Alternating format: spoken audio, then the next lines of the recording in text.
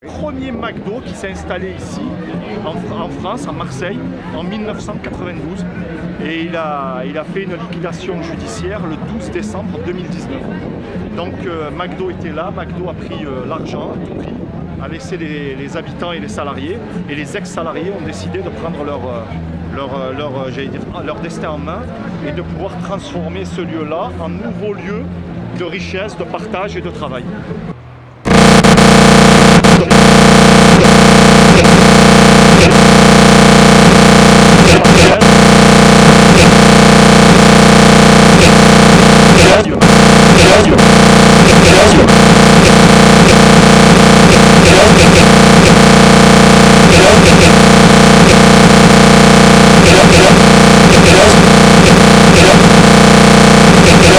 Ainsi en est-il de la politique de la ville menée depuis belle lurette à Marseille et notamment pendant les 25 ans de l'ère Gaudin.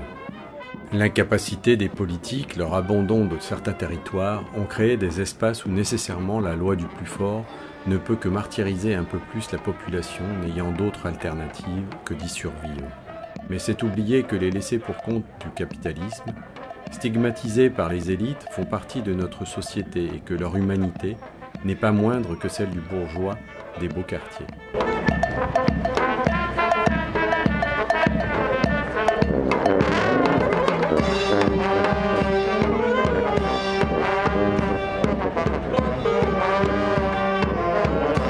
Je suis membre du SQPM, le syndicat des quartiers populaires de Marseille, et membre fondateur de l'APREM, l'après-McDo. Donc on milite ici, je suis un militant associatif depuis plus de 30 ans. Et cette fois-ci, en 30 ans, je me dis qu'on peut réaliser quelque chose de concret pour les habitants et les habitantes des quartiers populaires. Et par quelque chose, par une porte qui est l'emploi et la formation. Et nous, on part du principe qu'on peut s'en sortir dans la vie uniquement par les diplômes, la formation et l'emploi. Et donc, avec l'APREM, on a espoir de pouvoir créer ce restaurant, une plateforme sociale et solidaire, un restaurant j'allais dire d'application qui permettra de faire des formations qualifiantes aux habitants et aux habitants cabossés par la vie. Et surtout, c'est un message d'espoir pour les quartiers populaires et les habitants, leur disant que lorsqu'on se donne à la main, collective, individuellement, ça devient une chaîne, et que cette chaîne-là, elle devient très robuste et qu'il n'y a rien d'impossible. Et pour nous, qui sommes habitués à avoir que des montagnes, des chaînes de l'Everest en face de nous, ben pour une fois, en se donnant la main, ben ça a diminué, c'est devenu une colline. On n'a pas vu cette épreuve comme on la voit là. Et donc le fait aussi d'être accompagné par des artistes, parce qu'il y a des artistes, il y a des personnalités qui sont là, c'est notre plus grande victoire d'avoir fait tomber ces barrières-là. Parce que lorsqu'on doit s'en sortir, et lorsqu'on a besoin d'aide, on a besoin de l'aide de tout le monde. Et nous, on part du principe que chacun peut amener sa pierre à l'édifice. Et c'est ce qui se passe ici. C'est pour ça que c'est positif.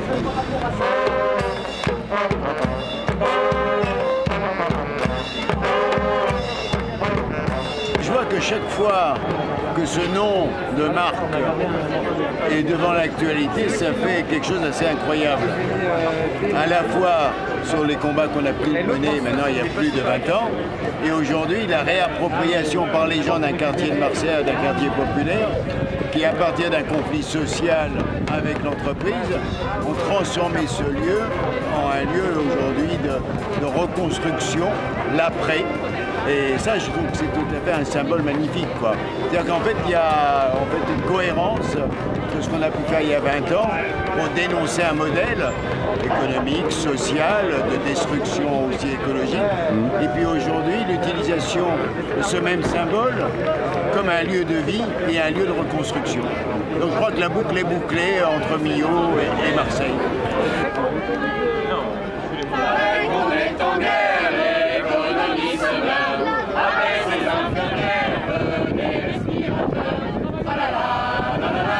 Je fais pas d'être soignante, pour sauver quelqu'un, comme quand ça commencera, c'est là, comme quand juillet, les gars, on vient te chercher chez toi. Nous, on dénonçait, si on l'a démonté, c'était pas tellement McDo, c'était le symbole à la fois de l'agriculture industrielle et de la standardisation. Et donc c'était le symbole, c'était l'image même de la mondialisation. C'était au moment où on se battait contre les surtaxations sur des produits agricoles parce qu'on refusait de laisser rentrer en Europe le bœuf aux hormones. C'était ça la bataille. Tout à fait, ouais. Aujourd'hui, c'est une idée qui a vraiment avancé. Tout le monde parle de relocalisation, tout le monde parle d'agriculture bio, etc., etc. Et en même temps, on dit qu'il faut faire revenir les industries, il faut sortir de cette mondialisation qui nous a amenés dans un mur. Et aujourd'hui, on est là. Et on est là à partir à nouveau d'un McDo où les gens disent mais on le refait au quotidien. Localement, comment on reconstruit, comment on fait sens, comment on organise la solidarité, etc. etc. Et donc voilà, moi je dirais qu'au départ il y a une dénonciation et aujourd'hui il y a la construction. Aujourd'hui on bâtit, mais à partir de des mêmes symboles qu'on réutilise, qu'on inverse.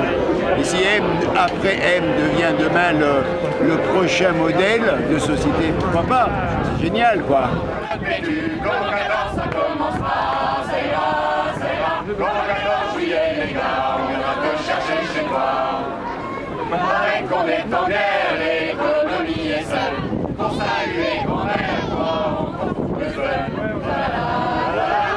J'ai des envies de giade, dans la porte de l'épave, le 14 ça commencera, c'est là, le 14 juillet les gars, on viendra te chercher chez toi. Moi je pense que on peut avoir toutes les idées qu'on veut, si elles ne s'enracinent pas un moment sur des territoires, qu'elles ne sont pas portées par les gens au quotidien, ça ne marche pas. Donc, tu peux avoir toutes les plus belles idées, les plus belles théories, mais s'il n'y a pas des gens qui les mettent en œuvre et qui leur donnent une véritable authenticité, ça ne sert à rien. Quoi. Donc, les discours ne servent pas à grand chose. Mais aujourd'hui, ce sont des actes. Donc souvent, c'est un tout petit endroit qui sert de levier pour bousculer les idées reçues. Ben là, ça contribue à ça. Donc ça peut donner d'autres idées. Il y a plein d'endroits où il y a des choses qui bougent. Et là, c'est mis en lumière. Donc à un moment, ben, il faut effectivement mettre des projecteurs sur les choses qui sont en train de se faire et qui changent réellement. Et là, ce qui est fort, c'est qu'effectivement, c'est pas un groupe d'individus, c'est aussi une collectivité.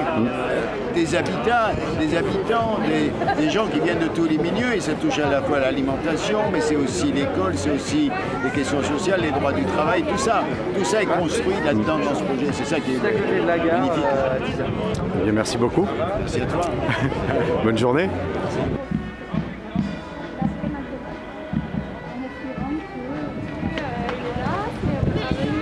Vous avez un burger végétarien, un poisson.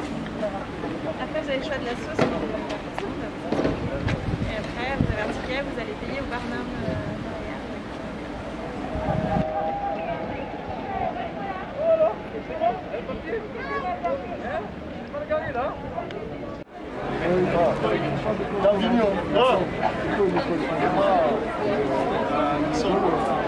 Le monsieur vient d'Avignon.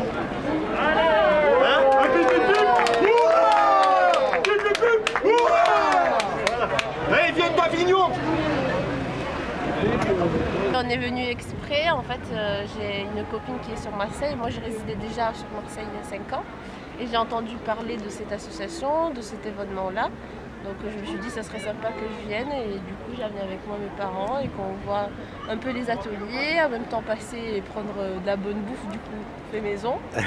Et voilà, et soutenir des associations comme ça, ben, ça fait du bien. Chaque tati est notre tonton, on est heureux et on s'y flotte. Même si on stagne un peu le pied.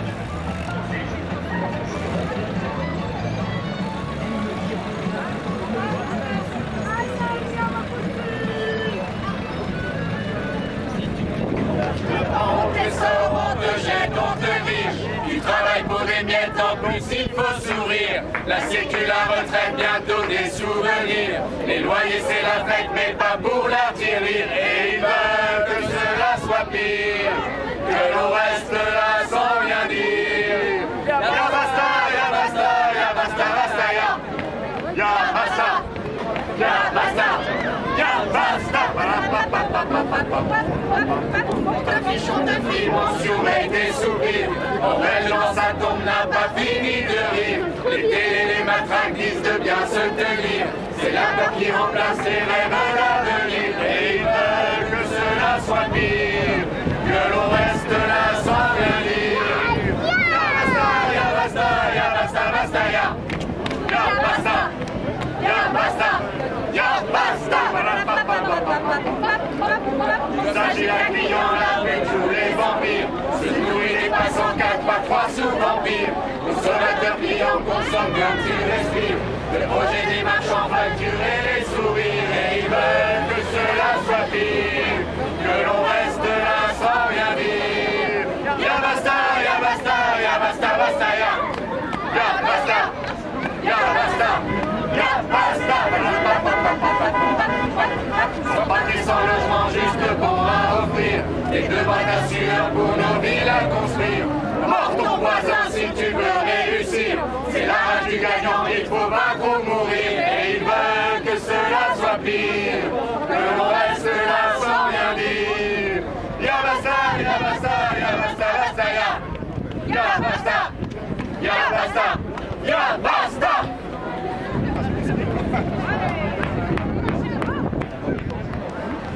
Je suis Aïcha Sif, adjointe à l'agriculture urbaine, à l'alimentation durable et au foncier agricole à la mairie de Marseille.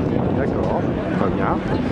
Et donc, j'aurais voulu savoir un petit peu, voilà, si vous étiez là en tant que justement comme élu ou juste pour votre. C'est vrai que j'ai plusieurs casquettes. Je fais de la sociologie aussi. J'en ai fait ces 4 dernières années autour de la capacité d'agir des habitants, autour de la concertation avec les habitants, autour de leur participation et notamment ici dans les quartiers, on va dire.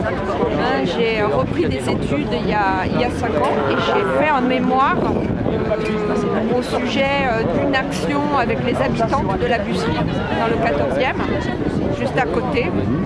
Et en fait, j'étais en train de suivre les groupes de gens et des personnes qui travaillent sur l'empowerment, la capacité d'agir des habitants, c'est-à-dire leur donner en fait la possibilité d'avoir leur propre expertise sur leurs propres besoins. Et non pas systématiquement travailler avec des formats qui viennent s'appliquer et leur imposer en fait même une analyse de leurs propres besoins, une analyse de leurs propres difficultés, des soi-disant solutions.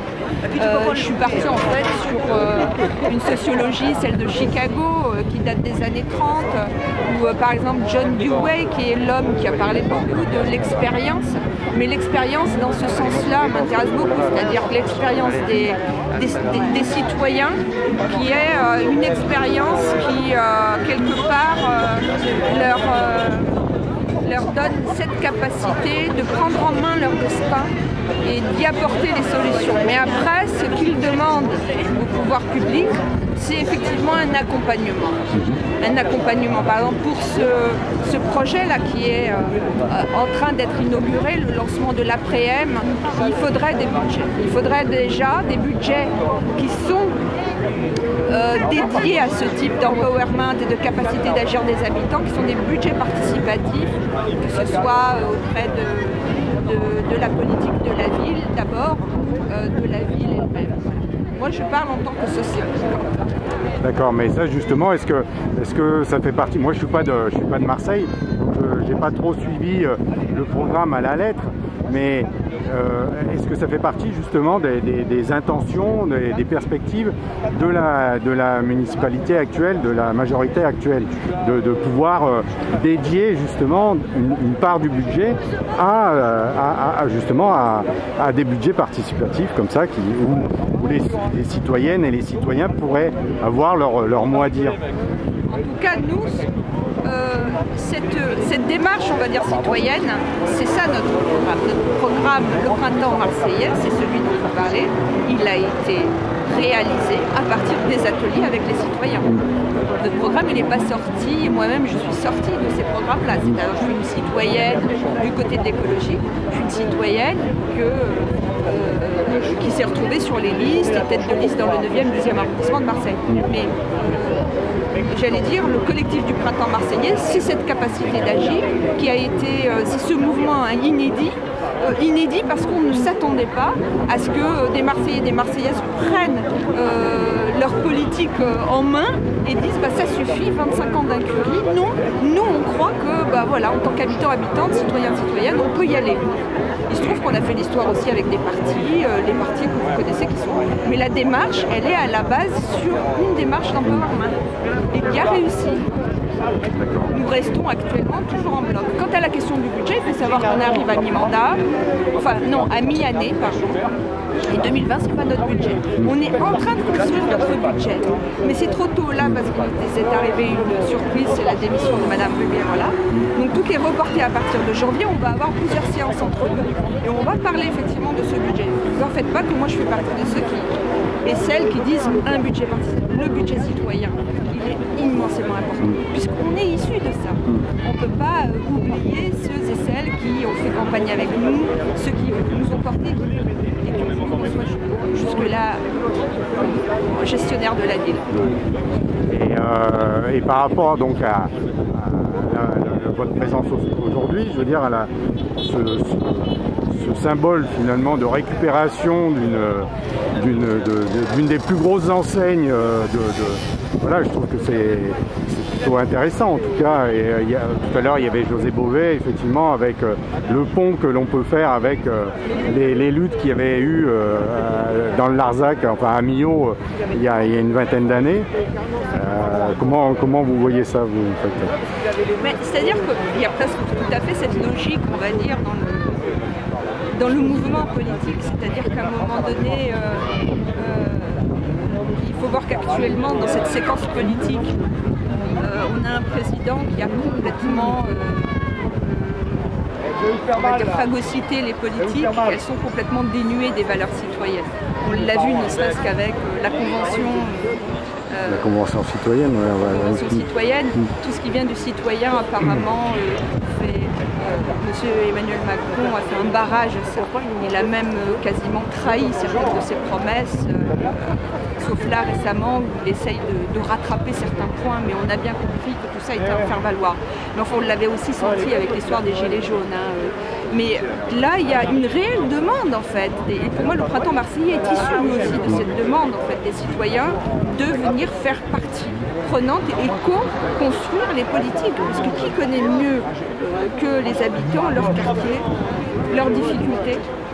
Il suffit simplement de leur donner un blanc-seing à des endroits. Pour, de toute façon, le pouvoir ne sera plus autrement qu'avec les citoyens pendant une séquence. Celle d'après Macron, je pense, et j'en suis sûre, elle sera forcément avec les citoyens. Parce que sinon, c'est encore des colères qui perdurer et toutes sortes de couleurs de gilets qui vont défiler les uns derrière les autres. Et ça, voilà, la colère du peuple, elle peut être terrible. Et bon, en tout cas, moi je pense que c'est un beau défi ce qui se passe aujourd'hui, mais bon, on voit, il y a beaucoup de militants qu'on peut voir dans d'autres luttes, etc. Le vrai défi, ça va être de réussir à ce que cet après-m réussisse à vraiment attirer des foules autant que l'origine capitaliste, quoi. Parce que finalement il y a un vrai truc aussi, enfin moi à mon sens qui est compliqué, c'est de réussir à lutter contre la marque, c'est-à-dire contre ce que ça veut dire, c'est-à-dire pour tout le monde, hein, c'est-à-dire pas forcément les gens des quartiers défavorisés, etc. C'est-à-dire qu'on est tous pris dans ce schéma-là, c'est-à-dire que il faut aller chez McDo, ou faut aller, il y a la lutte McDo ou Burger King, ou il faut aller acheter des Nike ou des, enfin, et les modes se suivent, puis ça revient, etc. Et c'est ça qui est difficile, parce que là, c'est ancré dans un quartier, mais est-ce que réellement, enfin moi la question que je me pose c'est est-ce qu'ils vont réussir à combattre ça, quoi, réellement, c'est-à-dire en attirant suffisamment de monde pour que ce soit viable, que ce soit pérennisé, quoi. Oui, s'il y a un projet derrière. Il y a à voir avec toutes les alternatives qui sont en route aussi. Elles sont cachées, elles ne sont pas médiatisées. Moi, je travaille pour l'alimentation durable, l'alimentation saine, pour les circuits courts de proximité. Actuellement, ils sont en structuration. Pourquoi? Parce qu'il y a une demande des consommateurs pour manger en santé et avec le plaisir. D'accord? Eh bien, les pouvoirs publics maintenant se saisissent de cette demande. Et là, on a des paysans qui sont des paysans urbains, périurbains, ruraux, qui viennent et qui distribuent leur bonne marchandise, qui est celle qui n'a rien à voir avec l'avant-M, on va dire. Eh bien, c'est à ça qu'il faut raccrocher les mouvements. Il faut que les mouvements se reconnectent entre eux. Et nous, moi, je suis là pour ça, pour aider. Je suis à l'agriculture urbaine, vous savez, on regarde bien, ils ont ramené du compost, c'est génial, ça sent bon, cette terre un peu humide, avec cette volonté de mettre des graines anciennes, de les placer et de dire aux gens, il faut se reconnecter avec notre terre, avec même notre permaculture, on va dire, hein, parce qu'on n'a plus des sols vivants, on en a que quelques-uns, je les préserve, moi je suis très à l'affût pour pas que les promoteurs nous volent des dernières terres arables et nourricières. Mais cette démarche, c'est déjà le début du projet qui est là, mais qui reconnecte avec des mouvements qui sont là. On a toujours l'impression que les puissants sont très puissants. Je me souviens le printemps marseillais, quand on avait des découragements entre les deux tours, on s'est dit mais c'est terrible, comment on va pouvoir se débarrasser de la droite qui est là depuis 25 ans, on voyait ça comme des... Ben écoutez, on a réussi d'un coup de pitchinette à les renvoyer chez eux. Mais ça va être pareil pour les McDo. Mais pour ça, il faut qu'on laboure notre espace, nos espaces à nous productifs avec les nourritures que nous voulons manger et que nous voulons partager avec nos enfants, avec nos familles, avec nos amis. Mais c'est ça qu'il faut... Et là, il y a de l'ingénierie. Là, on a des gens, on a des experts, on a des paysans qui sont dans la ville à Marseille, parce qu'on a croyé qu'ils ont envie. Il faut simplement articuler les mouvements. Ça, c'est un travail, c'est le mien. Bon, bien, merci beaucoup.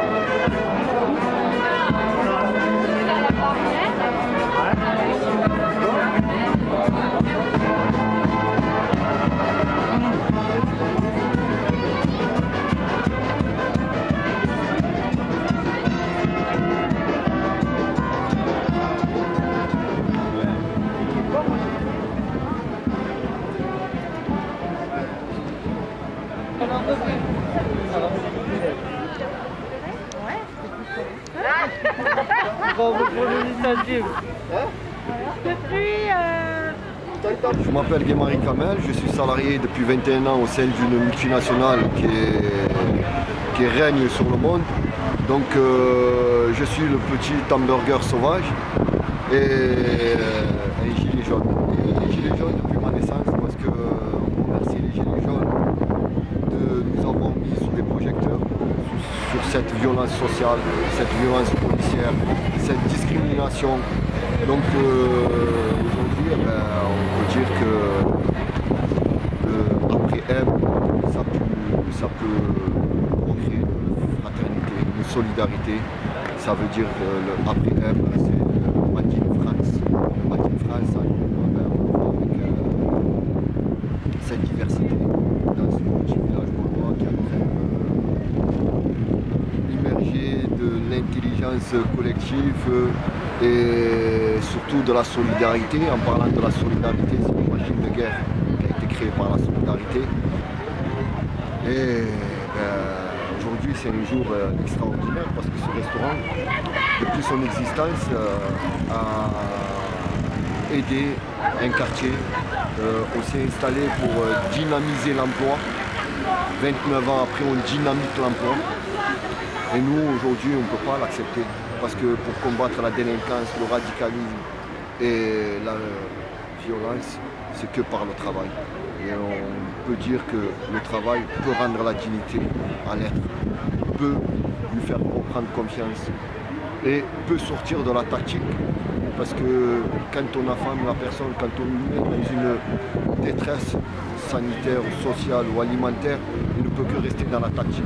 Et aujourd'hui, nous souhaitons sortir de cette tactique parce que nous sommes des êtres réfléchis. Et au lieu de rester dans la tactique, aujourd'hui nous sommes dans une stratégie et cette stratégie, elle peut nous donner une volonté et nous porter une réflexion sur le moyen et long terme. Sur le moyen et long terme parce que ce lieu, on souhaite qu'il puisse perdurer, qu'il puisse exister pour notre prochain. Nous sommes juste des héritiers. Et cet héritage que les anciens nous ont laissé, c'est que du sacrifice. Ils nous ont sacrifiés. Donc alors qu'avant, les anciens ont construit le code du travail, ont construit les droits de l'homme.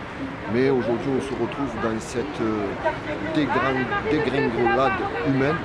Et si nous, le peuple, on ne suit pas, on n'essaye pas de s'entendre, de se comprendre, d'apprendre à se connaître, on n'y arrive pas.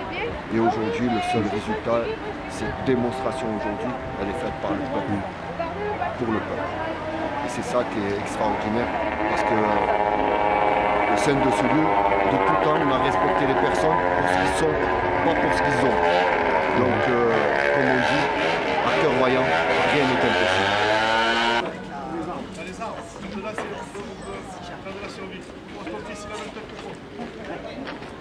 La même tête que ton chrétien, son âge. On est de mon âge.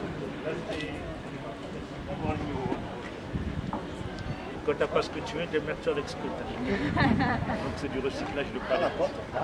Extérieur. Atelier mesurier, si vous voulez, on a des gammes, des blouses, des chaussures. Vous avez de quoi couper, vous avez une scie. Et où le boissière là? Ah, vous n'avez pas la scie à sauteuse et tout ça? Non, c'est eux qui les ont là-bas. Non, c'est Nasser qui scie. Moi j'ai amené deux scies, une scie sauteuse et une scie circulaire. C'est des abris. En fait, on est en train de fabriquer des abris. On essaye tous les week-ends de faire un abri par week-end, enfin un minimum de 3 abris par week-end. Donc là aujourd'hui, on en a 1, 2 et là-bas. Et ce sont des abris pour SDF. D'accord. Donc c'est une carcasse, c'est conçu comme ça. Et le principe, c'est de dessus on met une bâche plastique un peu épaisse. Et tu vois, chacun a marqué des mots et tout.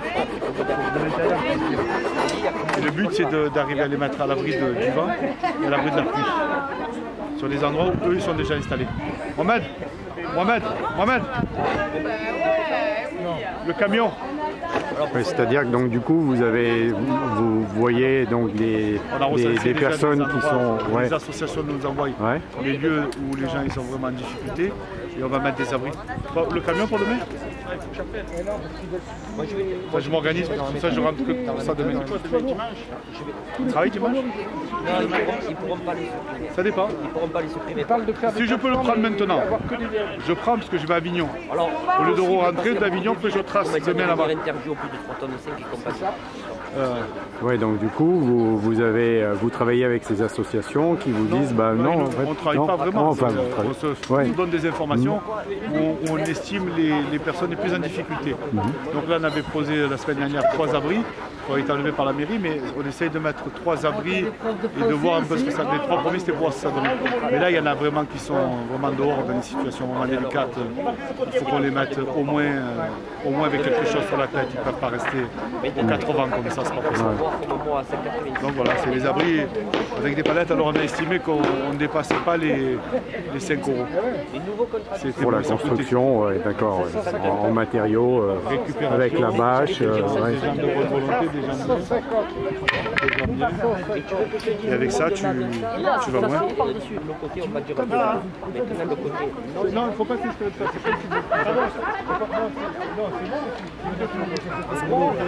En gros, vous avez une et le truc, c'est soit vous le mettez comme ça, comme tu le mets comme ça, tu dis ça. J'ai dit 12 secondes, il faut pas s'en dessus. Moi, les 10, si ça dépasse, on va le mettre comme ça pour que tu le vannes pour le truc.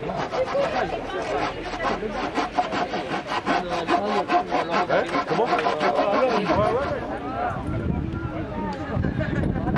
Vous voulez qu'on aille à ce soir là-bas?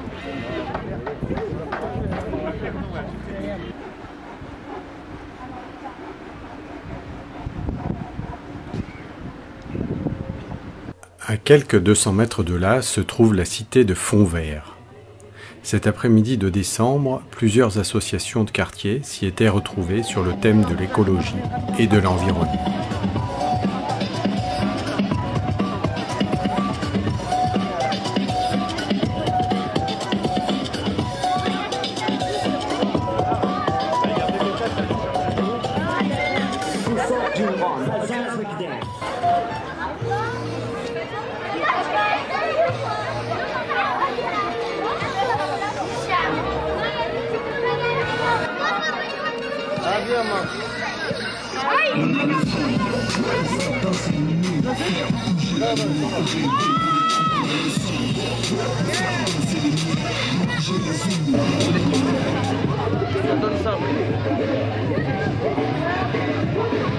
Bonne bouteille de lessive.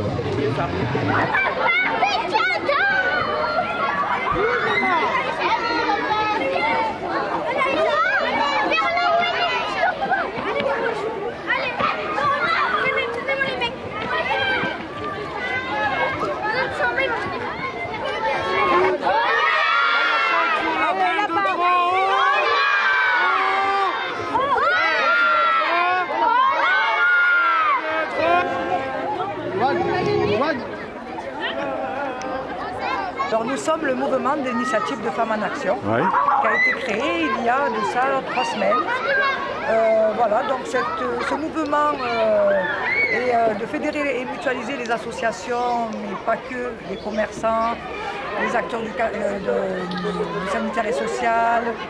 Il rassemble plein de monde, en fait, des habitants lambda. Et en fait, l'initiative elle a été réfléchie depuis quelques mois, depuis voire 8 mois, où on s'est concerté ensemble et en fait chaque association de quartier, parce qu'on vient de plusieurs quartiers différents et plusieurs structures différentes. Donc on s'est concerté en mutualisant nos compétences et nos savoir-faire. C'est-à-dire que quand il y a quelqu'un qui a besoin de nous, qu'on se met tous ensemble pour pouvoir venir en aide à ceux qui ont besoin de nous. Je ne vais pas dire que les démunis, mais en fait tout. C'est vrai qu'en ce moment, par rapport au Covid, on touche beaucoup les démunis, mais on est aussi sur les habitants, sur les personnes qui travaillent aussi, parce qu'elles peuvent aussi se retrouver en situation de vulnérabilité, de précarité. Voilà, donc vas-y, enchaîne. Donc là, on est plusieurs on va dire, acteurs qui interviennent sur des cités, mais pas que. Donc il y a des cités qui sont bien qui prédominent, mais on a essayé de se rejoindre pour essayer d'agir en faveur de la lutte contre la précarité, mais ça va aussi sur certains domaines qui sont différents. Pas que de la précarité, on est sur du handicap, on est sur d'autres domaines d'intervention. Donc là aujourd'hui on est à Fontvert, on est chez Nora, donc on a essayé d'impulser une action en corrélation avec l'après-M, qui est aussi en pleine expansion, en plein événement, en pleine, voilà. Et nous, on essaye voilà, de faire émerger notre idée, voilà, notre savoir-faire dans toutes les communes et les quartiers de Marseille. Voilà. On a un Facebook, donc c'est mouvement MIFA. Et donc MIFA, ça veut dire quoi alors? Alors c'est Mouvement d'initiative de femmes en action. Voilà, et ça fait la famille en même temps. Ça regroupe tout en fait. Et ça aussi, on a été se concerter pour trouver ce mot qui nous va si bien.